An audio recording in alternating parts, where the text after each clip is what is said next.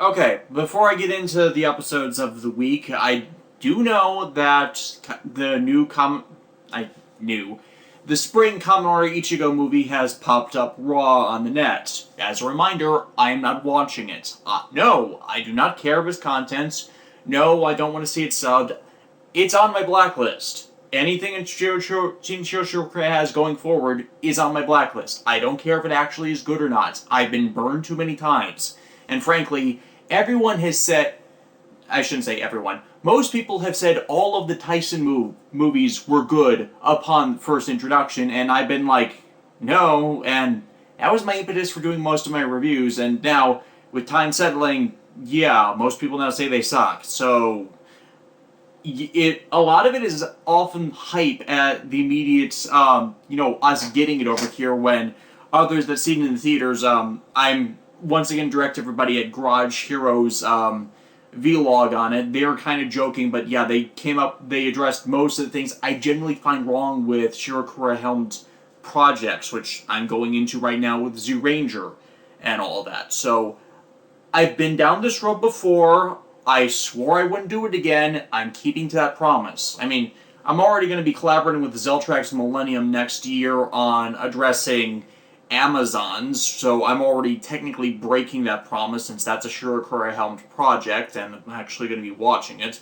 But it's not like I'm going to do we're not likely to go episode by episode, as otherwise we could produce like 26 videos on that if I was literally going to go off the wire. No, we're not doing that. Zeltrax, if you're watching this later, we're not doing that. So, that's just my stance on it. I've been doing that a lot with a lot of media I don't like lately. The Ghostbusters movie, I'm not seeing Suicide Squad because blacklisted Batman vs. Superman. Frankly, I don't want to watch bad entertainment for a living. I mean, I'm an internet reviewer, I'm inevitably going to do it, but I don't want that, like, causticness permeating every level of what I do, so, I'm actually doing a lot of more fun and enjoyable things next year because I don't want to, go crazy off of the chains with it into, I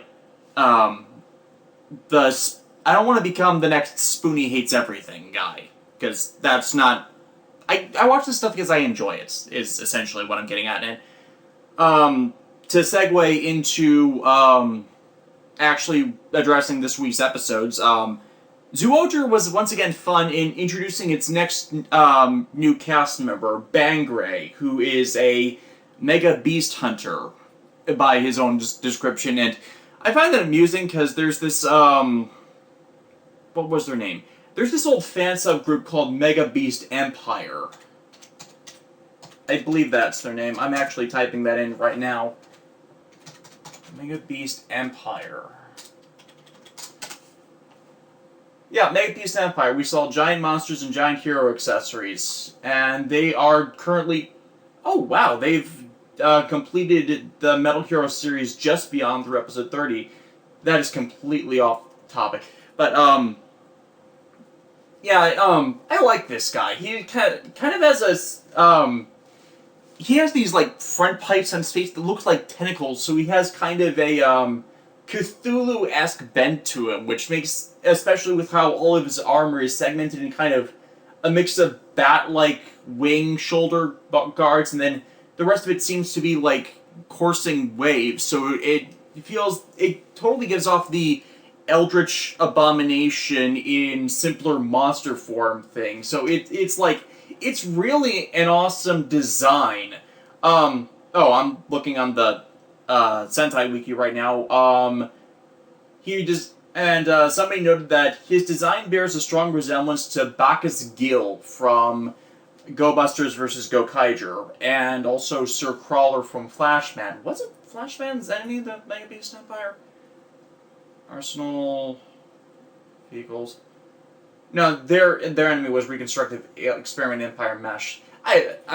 Early Sentai. Most of it's not sub. I don't have a good basis on it. Yeah, I really like his design, and how he's introduced is silly, but definitely fitting with the tones of the show in that how incidental things build to catastrophic effects. Like, here, he comes to Earth because he's hungry, and he's hunting for someone else. I'm presuming what it's going to turn out to be the Birdman, because that would be what makes most sense, since from preview information, he is probably going to be joining the team as an extra ranger. We haven't got full confirmation on that, but he's definitely hunting for someone. So that's probably a good lead to what character stuff with him. Whereas in the meantime, his attempt to get a meal from Planetside is interrupted by the monster of the week, Cruiser, who is based on Battleship. I'm pretty damn sure he's based on Battleship, as in the board game that was turned into a just plain awful movie. And he has a shoulder-mounted 3-barrel gun in the Marinoid destroyer kind of way, where it's designed to turn on a pivot to target ships astern and aft, and I'm not good with my seafaring lingo. But yeah, it starts a just wideband bombardment, and definitely people are dead from that. There's no denying that one. But because he's firing at everything intentionally at random, I shouldn't say at random. It was like in an arc where he fired everything he could. But yeah, he angers Bangray and gets him to attack literally everyone because he's trying to find the culprit. Of course, it's the monster, but he doesn't know that, and he's kind of a bit, I want to say short-sighted, not foolish, but he really only gets involved in this whole thing because the Death Galians attacked him, which, of course, since he's one of those people that's in it for his own entertainment, of course he's going to be drawn into the Blood Game, which he is. He's joining as the new player. So he'll be a recurring member of the cast for at least a little bit. I'm betting he's the first one out when the next mecha combination comes up. It would not surprise me, because that's how these things tend to go with these guys. Some other detail about this guy that was entertaining to me. He seems to have an animosity building with Yamato simply because he has a different disposition to existence than him. Like, Yamato's that all things in life are connected, and he's, like, scoffing at that notion, and it's like, yeah, it's ridiculously cheesy, and, of course, if you're a more cynical person, you brush that off and think it foolish, but I'm betting that he's in his own personal hunts, that's probably someone he's come across in that's either trying to protect his hunting targets or some other thing that pretty much gets in the way of his own satisfaction, and so he dislikes that on principle. But yeah, this episode is all about setting up the new bad guy and his conflict with Zyuohger. And he is sold as stronger than everybody else, including to an extent Misao, so it's a bit early for the nerfing, but if it's going to be a recurring enemy, it kind of makes sense that he kind of need the, it's not quite a curb stomp, but it is showing him as clearly stronger than them and not showing his full power yet. But I also like how they didn't keep it entirely because of Misao not being powered. It's like, the way the fight between all of them is structured is they keep splitting their forces. So while Bangray's clearly outclassing them, it's not all 6 of them together yet. So we have yet to see that battle. And for the preview information of the next episode, they're going to be splitting their forces again. So it's possible that once he has the attention of all 6 together, he might not be able to stand up against them. Which, hey, it's still the props of a smart villain when, even when he's stronger than them, he'll withdraw when he loses an advantage because, hey, no need to get killed here. So yeah, another good one from Zyuohger for the most part. Oh, right. There's this thing about Amu in here that I think is the first time we've had decent character. I don't want to say characterization, as that's not been my critique of. Okay, it has been my critique with Amu in that I don't like how she acts so flippantly, but it's more of an expansion on why that might be, as they help a boy that was injured in Cruiser, the monster's initial attack, that is in a situation where it's just him and his mother, and I can relate to that. I was mostly raised by my mom, and my dad got me on weekends. But being on your own like that, with having to take up secondary responsibilities, also means that there's no one to watch over you. So you have to learn to be self-sufficient earlier in life, and that might be a bit of why Amu likes to do things off on her own, as outside of the normal pack, is so interested in seeing this the world around her on her own, because it's different and new, and she's used to standing alone. Admittedly, she works well with everybody else, probably because of the prior job they had, but it explains some of her independence, at least, in that you end up needing to break yourself a bit of that when you're isolated for so long and have to interact with people for an extended period. Ghost this week, however, was... I don't want to say it's bad, because it wasn't really bad, as it was still, progressing things. I still felt it was a bit too fast and cluttered with the fight scenes, but they were put to good use at the very least. Of course, once again, we're wrapping up the end of the fight from last time as the pre-opening credits scene, which we've only had the last few episodes, because why do you do this now? I have no understanding of why you do this, when really, this scene they put before the episode, you could have put it at the end of the last episode and had it work just as well to break off the battle, but no. Why are you doing this? But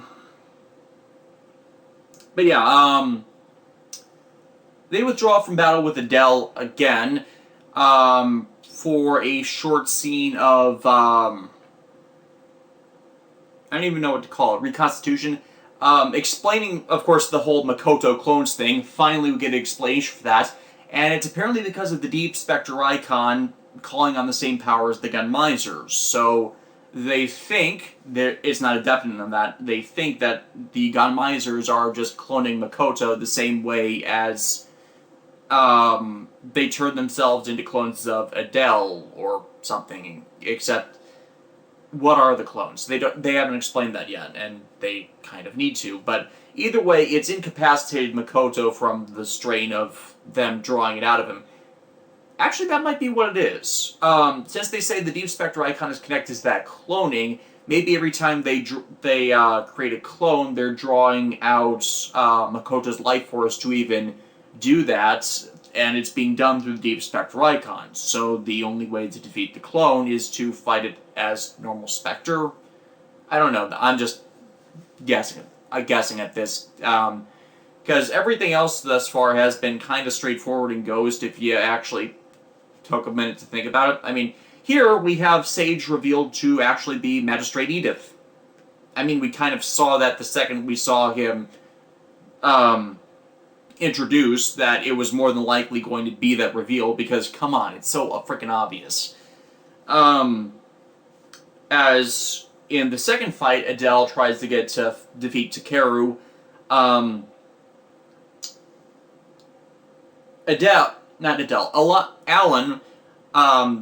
faces Adele alone after the other Ganmaizers, I don't want to say incapacitated, but prevents him from helping him fight.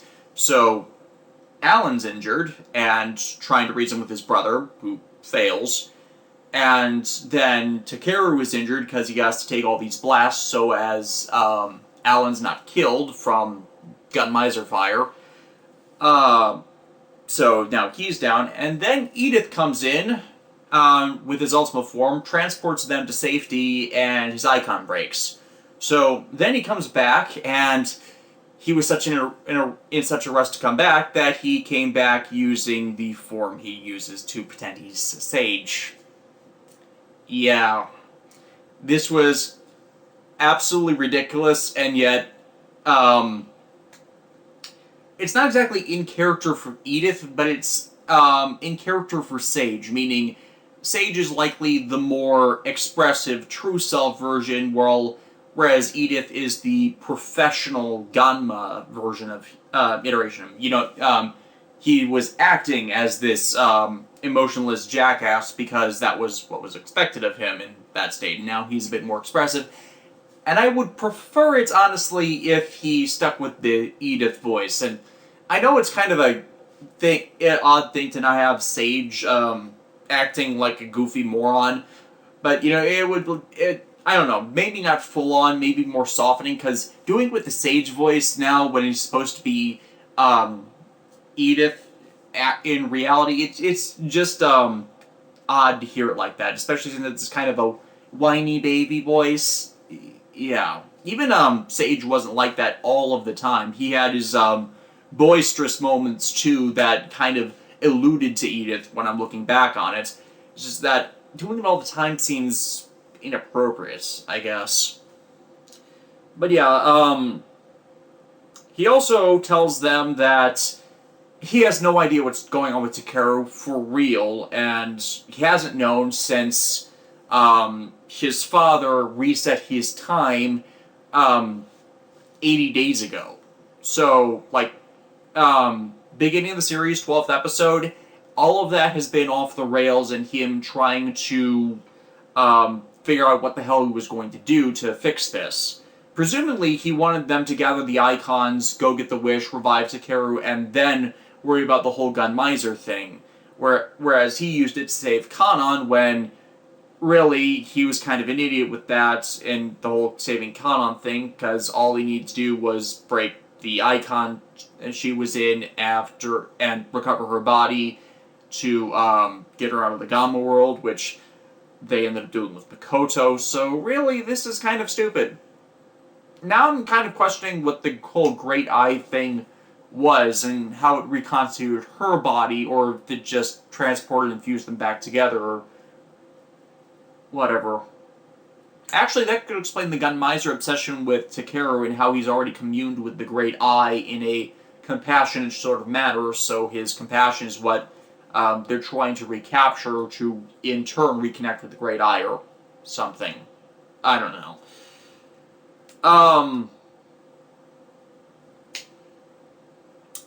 Answers!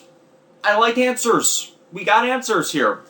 And we also seem to be getting what we thought was the final battle with Adele before the Ganmaizers go nuts and become the real villains, but no, it seems like, it really seems like what we got right here was the climactic battle, with Takeru having harmonized with the last icon and then fighting him all out with all of Mugen's abilities to defeat Ganmaizer. And he does take out a lot of Ganmaizers in this. It's like one that's a hammer, one that's a gun, one that's a bow, one that's, I want to say either spear or supposed to be a sickle, considering they're supposed to mimic elements of the other icons, comparable power sets. I've looked into that.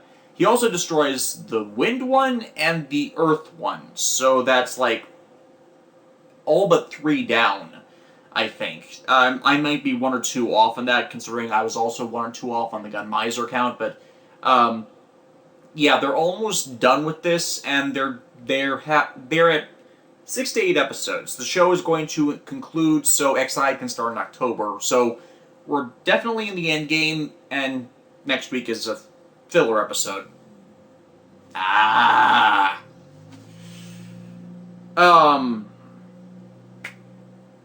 So yeah, more answers, and yet more questions with Ghost. It's really the cycle of frustration with it. At least honestly, it wasn't that badly paced this time, which I'll give props to it, even though we had the conclusion of one fight scene and then 2 other short ones. It's like, could you not have, like, trimmed that down? Though Adele now, from they had a talking fight, and in the midst of their normal fights of differences in ideals, and Takeru, like, tearing down every contradiction in Adele's statements, except they do it really badly. Takeru is horrible at speeches, and pretty much all it was is that what was it? Adele says something negative that is better in his utopia, and then Takeru says something that is pretty much that statement, but in the opposite of that statement. Like, I hate everything. No, I love everything. That kind of thing. So it wasn't really justifying the statement of evidence of contradiction, or not exactly the phrase I want to use. It's not Gentaro's speech to the Sagittarius Zodiac at the end of Fours. I mean, that really worked because it cited multiple examples, multiple ways of why the Sagittarius Zodiac's whole life philosophy was wrong, and honestly, that was why I really liked that fight. It doesn't even reach that level. It's like superficial thing, contradiction to superficial thing, and on and on and on. So it's like, it's not really convincing him of this contradiction in terms, and it's been like that all series. That's why I think the Alaran arc is so poor, because it really doesn't justify the changes or the evidence to the contrary. And Ghost keeps doing this. It's like, they don't even realize what they've done. Now, admittedly, some of this can be faulted to Keiichi Hasegawa. He is, of course, he's been on all the shows that have done that kind of dynamic, it's just that I don't think he has the language to it down. Whereas the other, Riku Sanji is actually really good at that. Yasuko Kobayashi doesn't always put it in those terms. Toshiki Inoue is a bit more of a cynic, so he doesn't really do the hope angle like that either. It's more determination with his stuff. So, I think it really was it was another Keiichi Hasegawa week for this, so that's I feel as a kind of an explanation for why they kind of faltered in that. But yeah, Adele's gone around the bed nuts now and crushed his own Ganmai-kan to leave him mortal as well, thinking that is what is preventing him from meeting with the Great Eye, but also he's gone completely insane and wants to destroy the world to remake it in his image, to create his utopia. So you defeated the man ambitions by turning his superiority complex into a god complex. You are really bad at this, Takeru.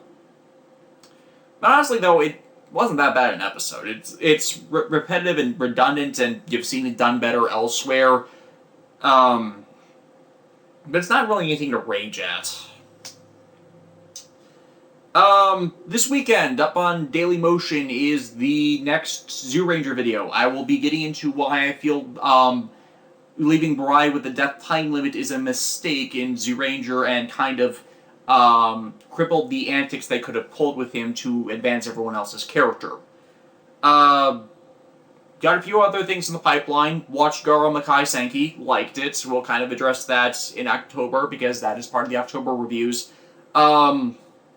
Next 2 weeks, I do not know if I will be able to do vlogs. I am working 44-hour weeks the next 2 weeks, because the store I work at is being top to bottom reorganized, and then I am helping another store that is doing the exact same thing, so I'll probably be dark for that time. In the meantime, I will see you when I see you.